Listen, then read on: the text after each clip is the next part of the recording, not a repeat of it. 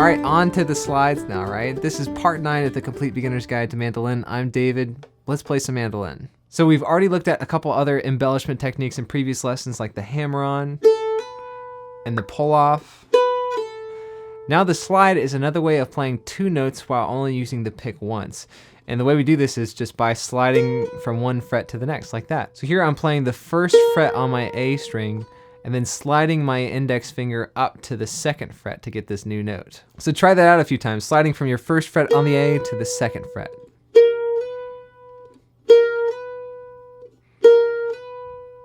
So one thing to keep in mind when you're sliding is not just to slide with your finger. I think it's always harder to move just your finger to slide to the next note.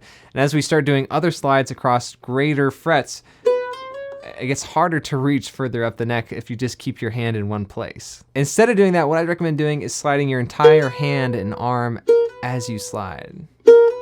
That way you have the momentum and the strength of your entire forearm behind the slide to make sure that you can follow through and really stick the landing on your target fret here. But one of the big challenges to these slides is making sure that you don't accidentally overshoot or undershoot the target fret at the end of the slide, right?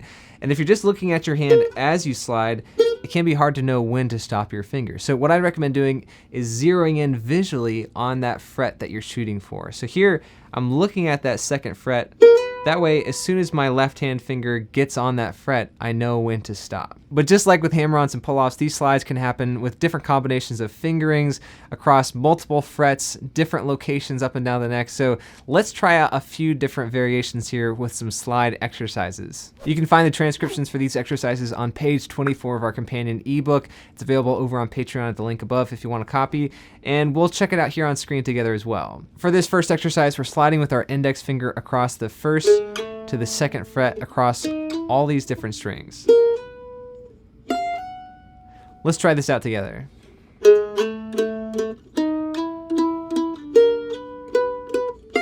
One more time.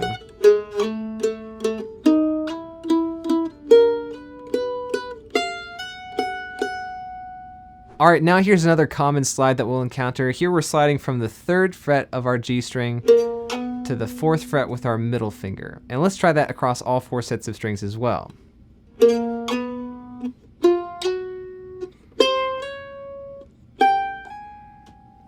And here's the exercise.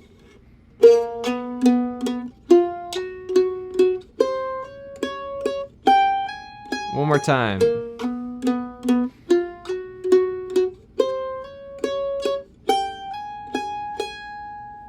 Nice, and now for this last exercise, we're gonna use our ring finger to slide, but here we're doing something different that we've never done before. We're going all the way up to the 7th fret of the mandolin neck. So we're gonna slide from the 5th fret to the 7th fret. And we'll try that across all 4 sets of strings as well.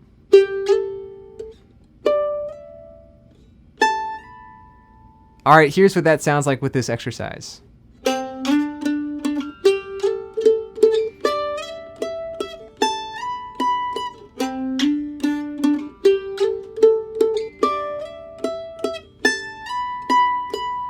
Awesome, so now we're gonna apply this slide to a song as well.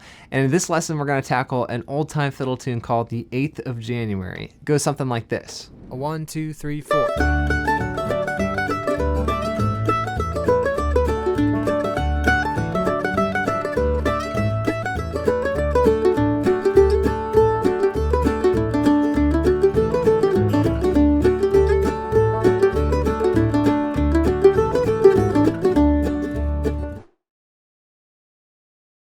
All right, for this instrumental fiddle tune, we're back in the key of D major, and we've got 3 familiar chords, right?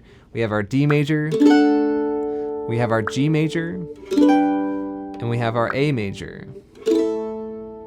Spend some time playing through that chord progression with the backing tracks here, and when you're ready, let's come over to the transcription and check out the melody.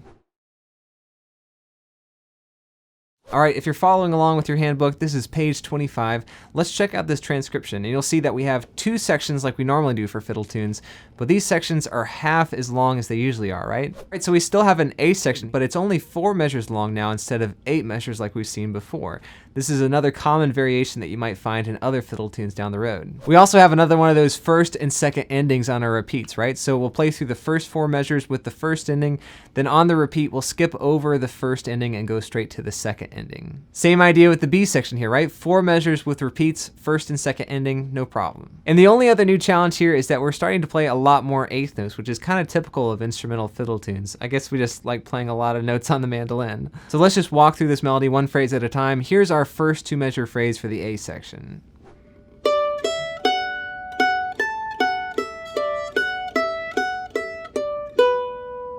So we have these 2 eighth note pickups here at the beginning of the song, followed by a quarter note on the first beat of our first measure. And then we have this big string of eighth notes to check out.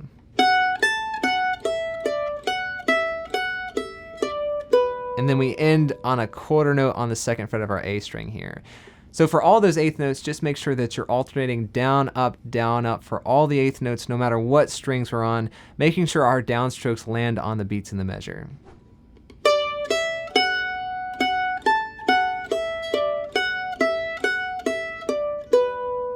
Well, on to our second phrase here, check it out.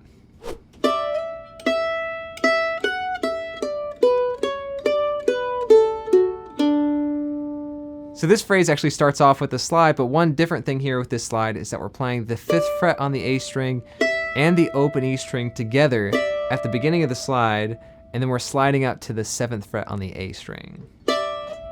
That's a really common technique that a lot of fiddle players and mandolin players use, and it helps make the slide sound a little bit fuller and a little bit more interesting. Then right after that slide, we're playing our open E string again for a quarter note. Then we have another slew of eighth notes here. Check this out.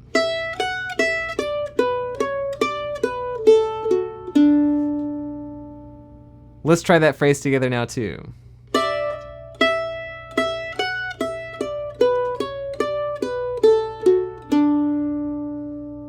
All right, so let's try playing this together with the backing track now. We'll play through both A sections here since the section is so small, just to see what it feels like. 1, 2, 3, 4.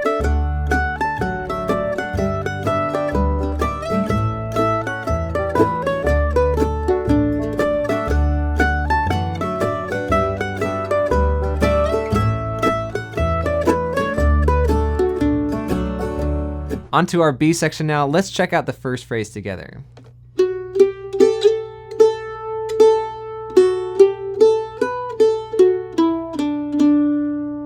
So at the beginning of this section, we're walking up to a slide, and then same thing here with this slide as we did on the A section. Now we're just on a different set of strings.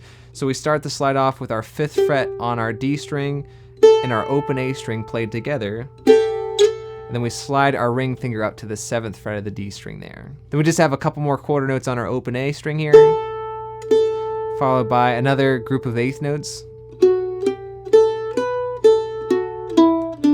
Just watch out for those 2 open D strings at the end of this phrase here.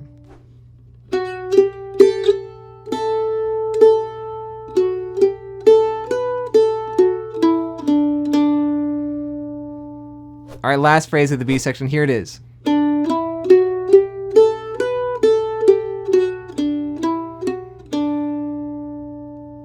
All right, so this is a lot of eighth notes, right? Let's check this out.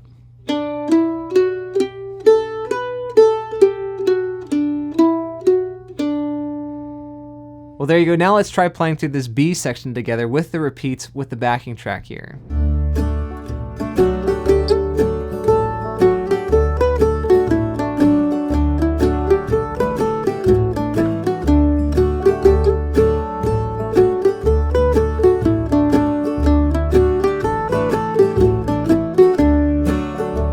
All right, so now it's our time to shine. We're gonna try stitching this whole tune together and play it from start to finish.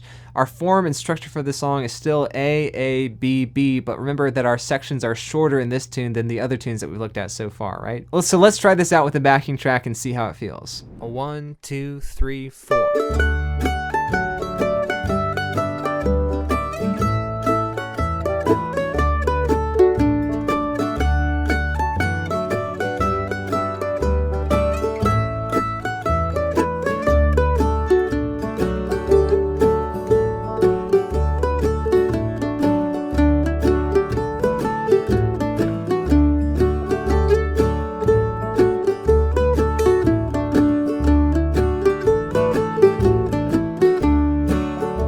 All right, so you already know a bunch of embellishment techniques now, right? We got our hammer-ons, our pull-offs, and our slides, and we learned a bunch of fun tunes to try these out on. So in our next lesson for our beginner series here, we're gonna take a break from learning tunes and do a deeper dive into some music theory and exercises with some major scales. I'm excited to dig in with you. It's gonna be a lot of fun. Check out part 10 of our lesson series coming up next. As always, thanks so much for the likes and the subscribes. Check out Patreon if you want even more mandolin content, and I'll see you in the next one.